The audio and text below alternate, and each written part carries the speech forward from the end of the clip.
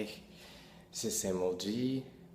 I um, I read a cool comment from Nat20 on on one of my recent videos, and it's about winning in RPGs. And I think it has something to do also with Shauner's comment about a player who tried to win, you know, in RPG. And there's a lot to say about this. I mean, a lot of people think that RPGs are not about winning or losing.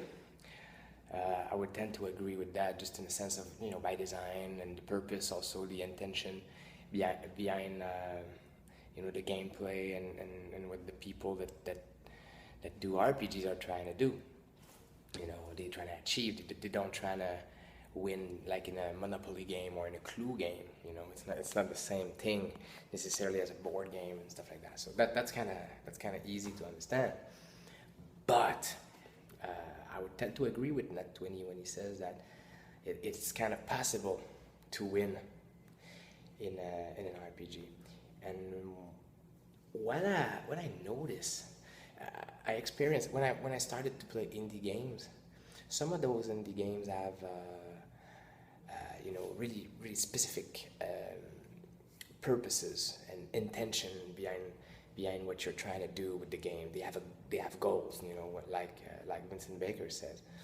And some of these RPGs are quite interesting because I'm talking about RPG, not necessarily STGs. This distinction here is kind of important.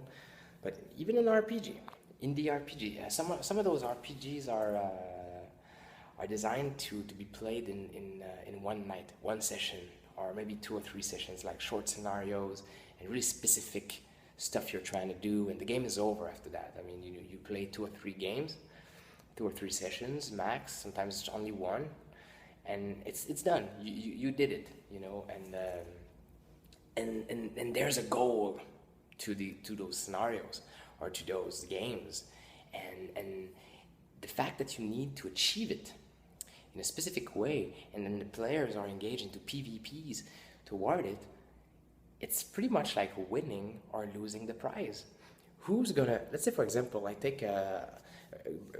gonna take another Burning Wheel example, but the sword scenario, it's a classic indie game scenario, which is the introduction to Burning Wheel. It's called The Sword. It's all over the internet. It's all over YouTube, and it's easy to get your grasp on. I played it at PAX, and it was GM'd by Emergent Play, and it was a really cool experience. But it's all about winning. Basically, you have a sword in a room, in a dungeon, really deep in a dungeon, and you are 4 adventurers, and the scenario begins where the 4 adventurers are in front of the sword. So it's not about going to the sword, it's about who's gonna leave with the sword and how. And sincerely, this scenario has been criticized for, oh, it's a PvP and all that, but that's the purpose. That's the whole thing. It's about, looking at, dealing with your belief and, make sure you understand the bit mechanic behind Burning Wheel. But that's not what I want to talk about. What I want to talk about is the fact that there's going to be some winners and there's going to be some losers.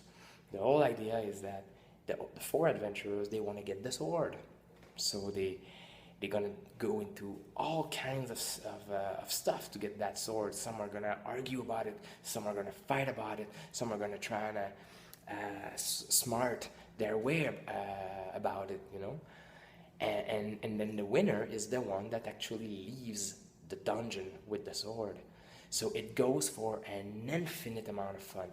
Like, I played this scenario like 4 times, and the 4 times I played it, it was a different experience, because you have like a dwarf, an elf, a human, and a rodent character, and you can design it the way you want. But the whole idea is to try to leave with the sword as a human, or try to leave with the sword as a rodent or whatever. And every time you change the race, every time you change the belief, every time you change character, you get a whole new experience. But it's always fun to try to win. So this idea of winning and losing in RPG, and the fact that it doesn't exist, I'm like not 20. I don't agree, and I really think that it's possible to have a shitload of fun by playing short scenarios, like 2 or 3 games, where before you start together as a group, you define this is what we need to do, and the winner is going to be the one that achieves it. You know, and by doing so, you have a party. They're gonna have to work together somehow, but it's possible for the different members of the party to end up winning. By doing that, creates a way more. It spice up the whole experience, because it makes the player around the table have totally new kind of behavior, and specific goals also why we play. Instead of just saying, oh, we play just to have fun, or we play just to like go on an adventure and stuff like that, you actually play for something. And you have to think a little bit more than just being in a party and helping each other going through encounters kind of thing. So it's quite interesting, and I'd like to see what you guys have to think about that winning and losing in RPG. I believe in it. I think it's a cool thing. I think it's possible. I think it spices things up. And if you have tried it before, how it happened, and what do you take out of it, this kind of experience? And also, not 20, do that damn video. I want to see what you have to think about, what you have to say about it. All right, see you guys later.